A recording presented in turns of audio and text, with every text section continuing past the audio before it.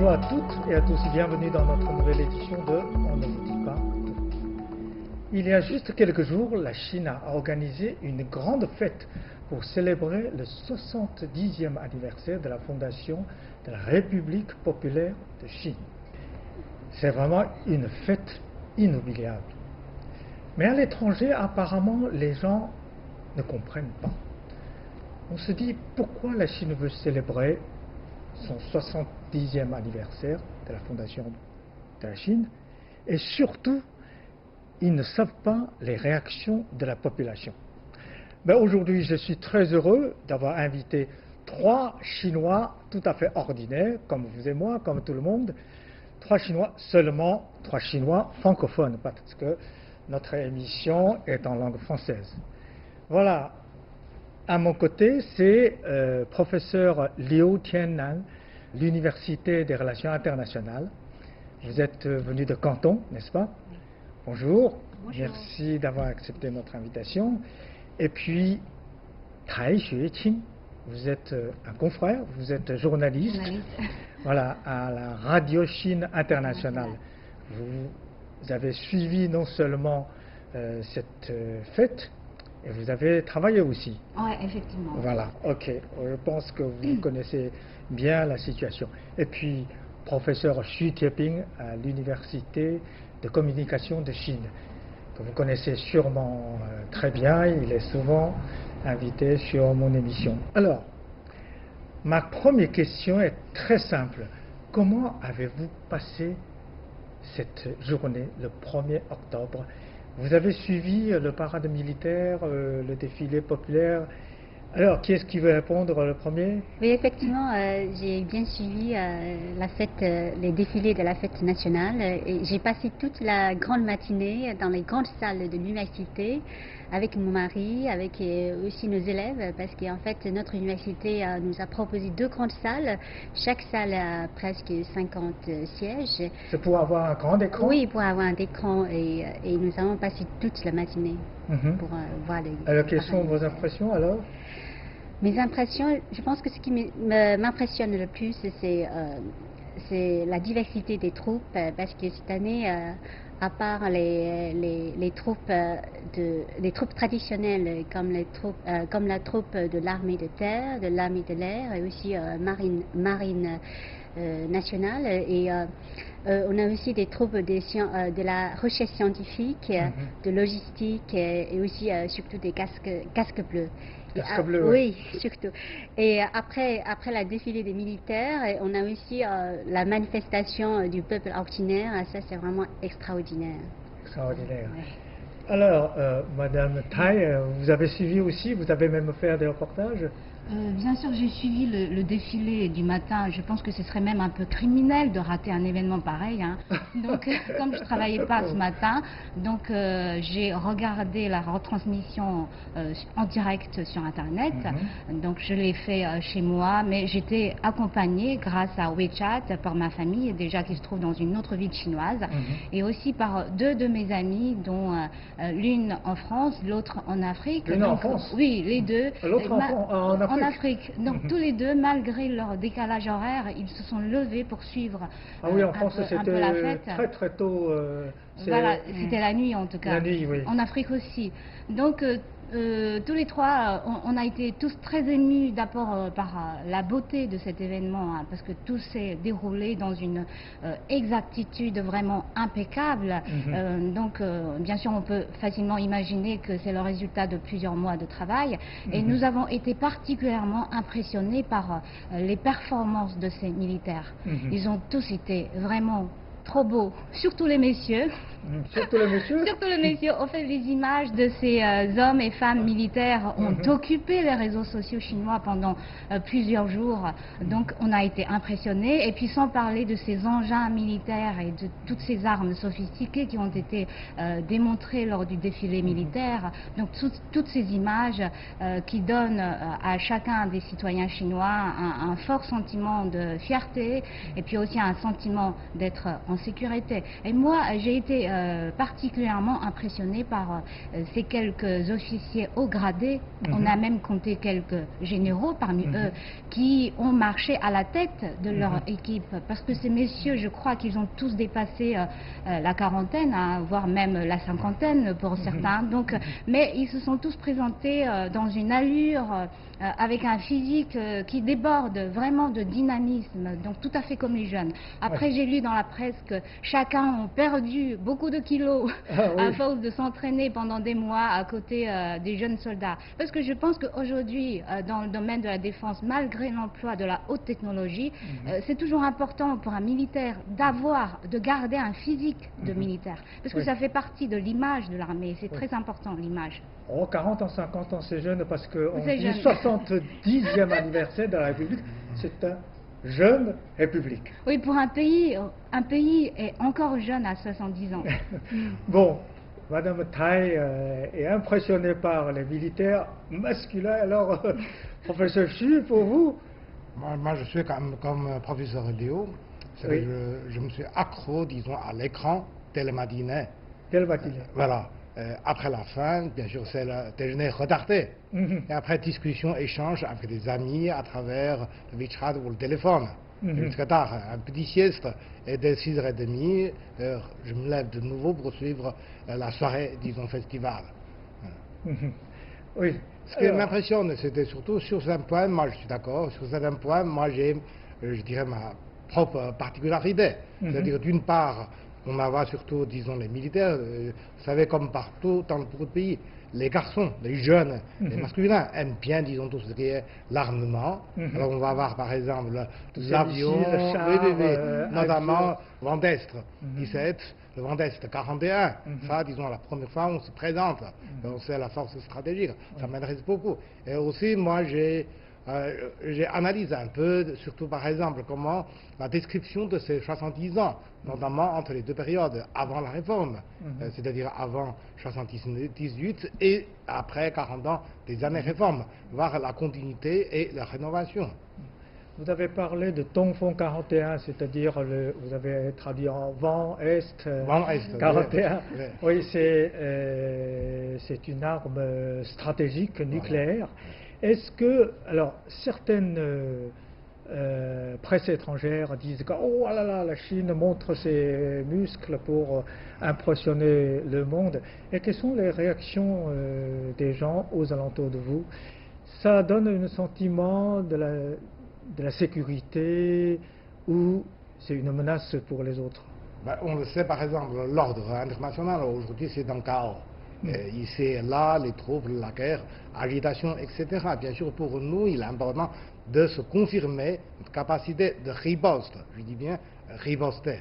Et surtout dans cette dissuasion nucléaire, et nous possédons, c'est le vent d'Est 41, qui théoriquement, avec un rayon, je dirais, de 13 à 14 000, disons, de projection, c'est-à-dire planétaire. Là, c'est le 40 de sécurisation pour nous.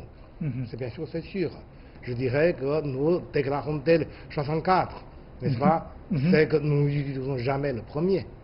Et nous cartons la capacité. C'est le seul pays d'ailleurs qui a déclaré qu'il n'utilise jamais le premier, l'arme nucléaire. Et d'ailleurs, par exemple, on sait que depuis des années, tout le monde devine, qu'est-ce que c'est 41? Et c'est la première fois qu'on nous a montré. C'est totalement 100% de produit national. Professeur Léo, vous avez suivi ce défilé militaire avec les étudiants. Alors, quelles sont les réactions des étudiants, les jeunes, alors, la génération de la jeunesse? Oui, en fait, ils ont un énorme intérêt pour le défilé de la fête nationale. Déjà tout à l'heure, je vous ai dit, ils ont été invités dans les deux grandes salles et même au moment, notre président, M. Xi Jinping, a dit au début du défilé, a dit levez-vous, et nos étudiants, ils se sont levés tout de suite pendant une dizaine de minutes et c'est vraiment une atmosphère très émotionnelle. Et j'ai aussi posé des questions à les étudiants pour savoir s'ils ont déjà regardé les défilés. Certains m'ont dit que oui, oui, oui. Et d'autres ont dit que oui, en fait, je ne suis pas allée dans les grandes salles, mais je suis en route. J'étais en route pour rejoindre mes parents. Mais je n'ai pas manqué ce défilé parce que je le regardais sur leur smartphone dans le train. Et j'ai aussi quelques étudiants qui suivent leurs études actuellement en France, malgré le décalage horaire. Ils m'ont dit qu'ils avaient bien suivi l'émission. Oui. Et après, ils m'ont aussi exprimé leur impression sur les défilés.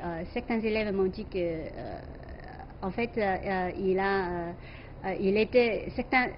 certains élèves ont dit qu'il était très fier de ce défilé et surtout qu'ils avaient plein de confiance sur la voie du socialisme à la chinoise, qu'ils la trouvaient plein de vitalité. Par contre, d'autres élèves m'ont dit que, en fait, par rapport aux autres pays comme la Russie et les États-Unis, il y a encore un écart. Donc, nous ne devons pas nous laisser aller à la complaisance. Et surtout, ils ont dit qu'ils sont très contents, très fiers de ce défilé. Ils n'ont pas peur de ces soldats parce que, en fait, les soldats, les militaires, tout comme des policiers, des pompiers en Chine, ils sont très adorables. Ils sont considérés comme les plus courageux, les plus dévoués, les plus désintéressés du peuple chinois. Et ils ont vraiment une très bonne réputation en Chine. Et ils ont dit que oui, on a bien senti l'émergence de la Chine et aussi l'émergence du peuple chinois. Mais la Chine restera toujours un lion oriental pacifique, et je dis un lion pacifique. Endormi ou se réveillé? Bon. Je viens réveiller. Madame Tai, vous avez dit tout à l'heure, vous avez un ami en Afrique, un ami en France qui ont suivi aussi cet événement. Effectivement, dans votre travail, est-ce que vous avez remarqué que dans les médias étrangers, comment ils ont parlé de cette fête, de ce parade militaire? Au fait, comme vous l'avez déjà très bien dit tout à l'heure, moi j'ai plutôt un peu suivi la presse européenne et francophone. Et c'est vrai qu'ils ont plutôt vu dans la célébration de cette fête une volonté de la Chine de montrer les muscles, pour un peu reprendre le terme qui a été utilisé. Donc ils ont cette couverture médiatique depuis l'Europe, c'est surtout focalisé sur les armes sophistiquées qui ont été exposées lors du défilé militaire. Donc ils ont longuement parlé du fameux missile Dongfeng 41, et ils ont aussi analysé le déroulement de la fête. Ils ont aussi analysé le discours du président Xi Jinping pour finalement en extraire plutôt un message d'agressivité. Donc ça, on peut dire que c'est un peu normal. Agressivité. La Chine a envahi qui? Parce que d'un même événement, chacun trouve juste ce qu'il cherche. Chacun trouve ce qu'il recherche. Alors que cette agressivité, on ne la ressent pas auprès des Chinois. Pour nous les Chinois, c'est d'abord un sentiment de fierté, comme je l'ai dit tout à l'heure. C'est la fierté d'appartenir à une nation qui est en train de monter en puissance. Et puis, je suis sûre que vous avez aussi remarqué une petite histoire qui a été largement relayée sur les réseaux sociaux chinois, mais je vais la raconter quand même pour nos téléspectateurs étrangers. Au fait, notre feu Premier ministre Zhou Enlai, qui en 1949, c'est-à-dire le jour du 1er octobre 1949, pour le défilé qui devait marquer la fondation de la République populaire de Chine, il a décidé que les avions de chasse qui participent au défilé fassent 2 sorties pour survoler 2 fois la place Tiananmen. Pourquoi? Parce qu'on n'en avait pas assez. Donc du coup, ces appareils militaires au nombre de 17, si je ne me trompe pas, enfin une partie de ces 17 avions de chasse ont dû faire 2 sorties pour finalement pouvoir réaliser une chorégraphie complète.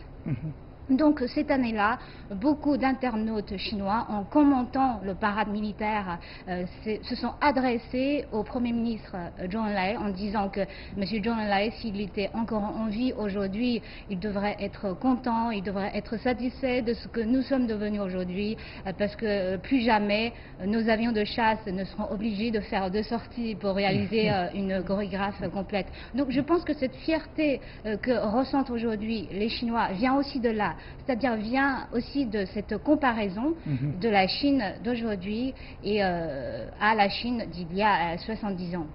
Et après tout, pour nous les Chinois, c'est une fête. Et puis on a 7 jours de vacances, on peut en profiter pour aller voyager, pour aller voir ses amis, pour se reposer à la maison. Donc il n'y a aucune raison de ne pas accueillir cette fête avec une grande joie. Oui, alors, pour cette matinée, hein, je voudrais vous demander chacun nous donner votre impression le plus marquant. Hein.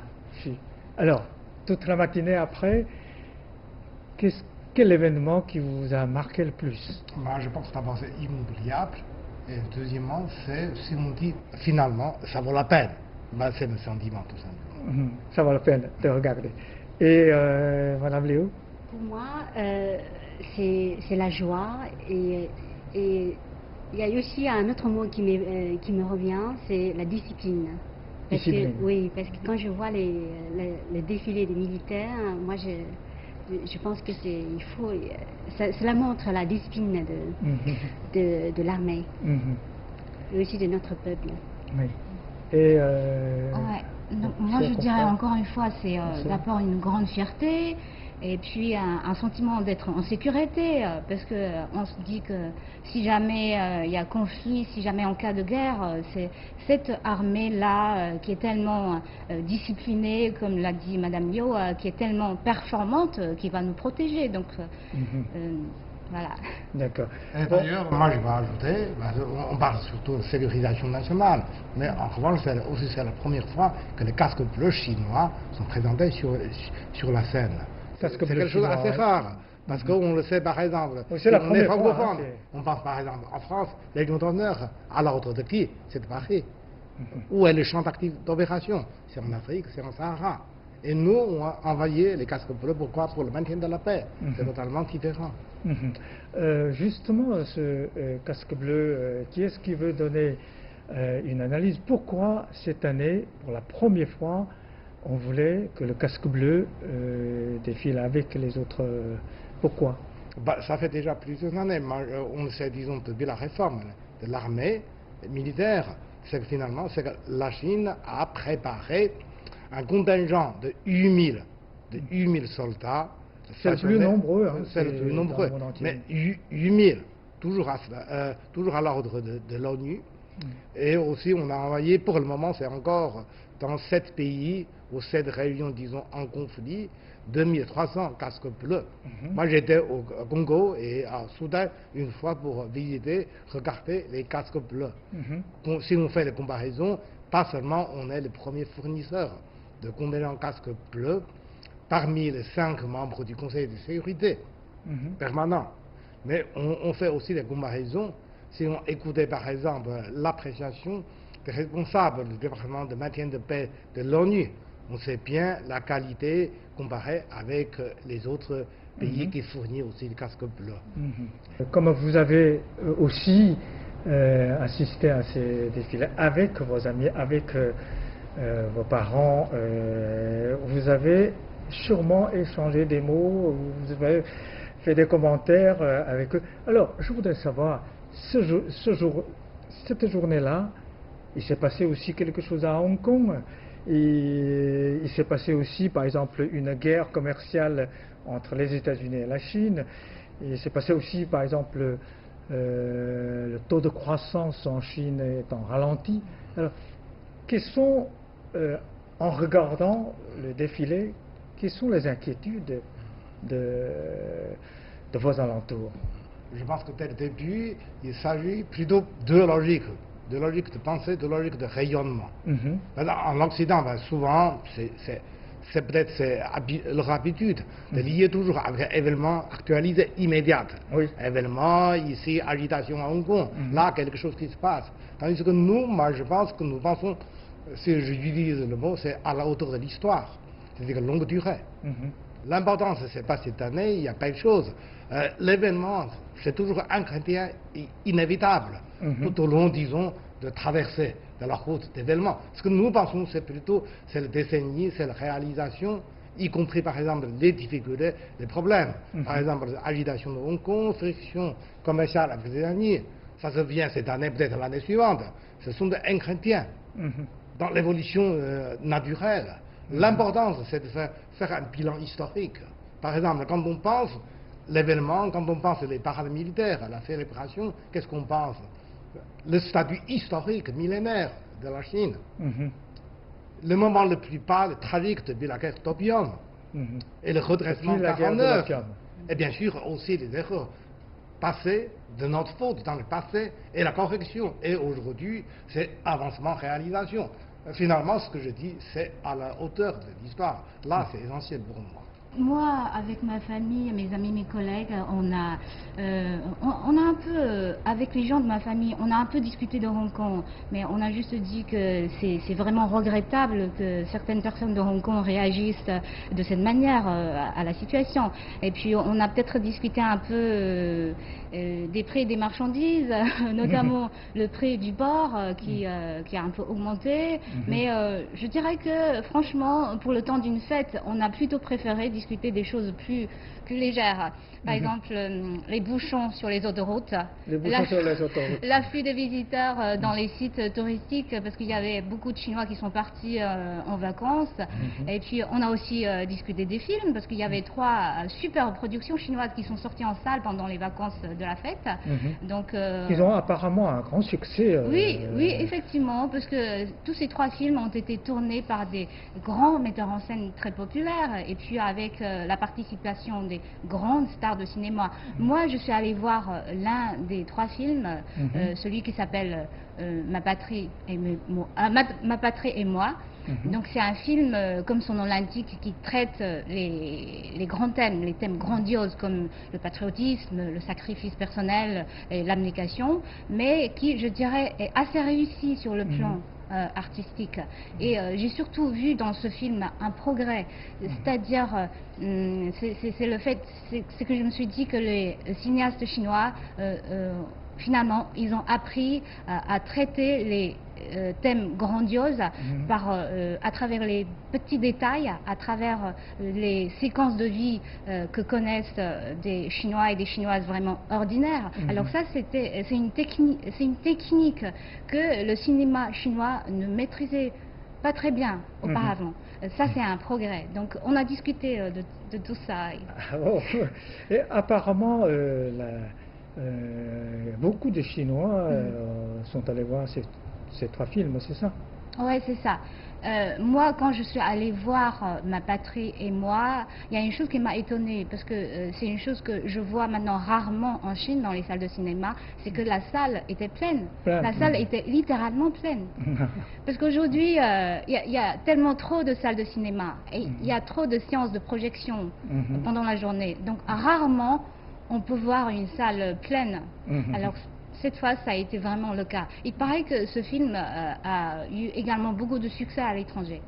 Et donc, je voudrais profiter de cette occasion pour encourager nos téléspectateurs étrangers. Si jamais vous avez l'occasion d'aller voir ce film, n'hésitez surtout pas. Vous n'allez pas regretter. Voilà. Bon, alors, et la soirée, vous n'avez pas parlé de la soirée, avec un gigantesque feu d'artifice. En fait, moi, c'est dommage parce que j'ai pas pu suivre la soirée. J'ai travaillé le soir du 1er octobre, mais sinon, j'ai vu les images qui ont été partagées sur les réseaux sociaux, notamment les images sur ces feux d'artifice, et ça a été vraiment magnifique. Et professeur Liu? Oui, moi non plus, j'ai pas sérieusement suivi les défilés, les feux d'artifice, parce que j'avais aussi du travail. Par contre, j'ai vu aussi des Chinois images. Travaillent beaucoup, la soirée du 1er octobre, on travaille. Les Chinois sont connus mondialement pour leur diligence. Et par contre, j'ai vu des images aussi sur Internet et on a dit que cette année, on a utilisé une nouvelle technique pour les feux d'artifice. On voit Oui. des caractères chinois affichés dans le ciel. Oui, on est très fiers. vive le ouais. peuple. Oui, vive le peuple et 70 ans. oui. Oui. C'est, Et euh, c'est Et signé aussi, Jean Guillemot, le grand metteur en scène. Tout à fait. Moi, ce que j'ai remarqué, c'est qu'historiquement, on sait, dans ce type de défilé, disons, populaire, de manifestation, souvent c'est le mot discipline. Alors, avec le Jean Guillemot, que Très Juicien avait bien mentionné, c'est une Jean sorte Guillemot, c'est d'engagement, le célèbre participation réalisateur de volontaire, Sordo comme et ça, Rouge. moins disciplinaire, comme auparavant, disons, moins rituel. Mais là, l'autre point, ce que j'ai remarqué, c'est que le grand équilibre a élargi. Qu'est-ce que c'est le grand équilibre? Chez nous, souvent, c'est entre régions, entre ethnies, entre le secteur, que toutes les activités doivent maintenir un certain équilibre. Et cette fois-ci, le champ s'élargit. Et notamment, disons, entre les années, disons, fondateurs, les années, disons, 50, 60, et les années des efforts, et aujourd'hui, c'est les années, disons, le nouveau siècle. Et entre ces plusieurs périodes, là, il y a un équilibre réalisé. Bon, une question vient souvent de l'étranger, les gens, parce que dans les pays industrialisés comme les États-Unis, la France, l'Allemagne, etc., apparemment la fête nationale ne concerne que l'État. Hein. C'est comme si la population ne s'intéresse pas beaucoup. Souvent, on me pose la question, pourquoi les Chinois sont fiers de leur 70e anniversaire de cette fête nationale? Si vous voulez, par exemple, je récolte un peu. Les États-Unis ne fêtent pas tellement la fête nationale par les militaires, parce que leur force militaire, c'est toujours en guerre. Depuis sa fondation, il y a plus de 150 guerres. Ça, c'est la tradition américaine. L'Allemagne et la France, quand on sait, par exemple, la défaite et, disons, le déroute militaire, ici et là, Dien Bien Phu, Deuxième Guerre mondiale, là, c'est autrement, avec la transformation politique aussi. La Russie, bien sûr, c'est le changement politique. Et chacun a sa manière. Mais moi, je pense tout de même, il y a certains d'autres pays, notamment, disons, les anciens colonisés, ont un autre sentiment. Quand on pense, par exemple, le Rwanda tout récemment, mais aussi Nigeria, ou par exemple le Vietnam et la Chine, là, vous voyez, c'est de dire entre les anciens dominants. Et les gens, disons, exploités et aujourd'hui redressés. Il y a bien sûr une nuance assez forte de réaction populaire. D'accord. Dernière question. La fête nationale, c'est aussi le deuxième plus grand fête de vacances pour les Chinois. 7 jours de vacances. Hein. Alors, vous êtes parti? Auparavant, oui. Donc, quand la semaine d'or, quand on dit, moi je suis engagiste, très acharné. Aujourd'hui, avec le marais humain, oui. Alors là, comme je passais de plus de temps, je profite de faire un voyage autre période que la semaine de vacances. Vous avez peur de bouchons? Non. Et vous deux, vous êtes partis ou pas? Moi, après le 1er octobre, je suis rentrée chez mes parents pour la joie des retrouvailles familiales. En voiture ou en avion? En TGV. En TGV? Oui, en TGV. Et, à Canton, c'est ça? Non, en fait, c'est chez mes beaux-parents dans la province du Europe. Et en même temps, j'ai corrigé mon manuscrit, donc j'ai un peu travaillé. Mais je suis contente. Dans le train? Non, c'est chez mes beaux-parents. Mais je suis très contente. Alors moi, j'ai fait un peu comme Monsieur Xu, hein, on est un peu feignant peut-être. Donc je ne suis pas partie du tout. Déjà le 1er octobre, j'ai travaillé. Et puis pour cette vacance, je devais recevoir chez moi une amie qui voulait venir me rejoindre avec son fils, mais finalement qui n'ont pas pu parce qu'ils ont fait la décision trop tard et les billets de train étaient tous terminés, étaient tous finis. Donc je me suis bien casanier, comme on me dit aujourd'hui. Donc j'en ai profité pour terminer la traduction d'un livre que j'ai commencé il y a à peu près 8 mois. Donc j'ai profité des vacances pour dormir un peu, récupérer le sommeil, parce que j'avais quand même bien travaillé avant la fête. Et j'ai fait un peu de sport, j'ai couru quelques dizaines de kilomètres, je suis allée au cinéma, donc voilà. Bon, je crois que nos téléspectateurs comprennent pourquoi la Chine peut faire un tel progrès, parce que tout le monde travaille pendant les vacances. Bon, merci beaucoup Merci pour vos sentiments qui sont bien réels. Et merci. Merci pour l'invitation. Merci aussi à nos chers téléspectateurs. Merci pour votre fidélité et à la prochaine.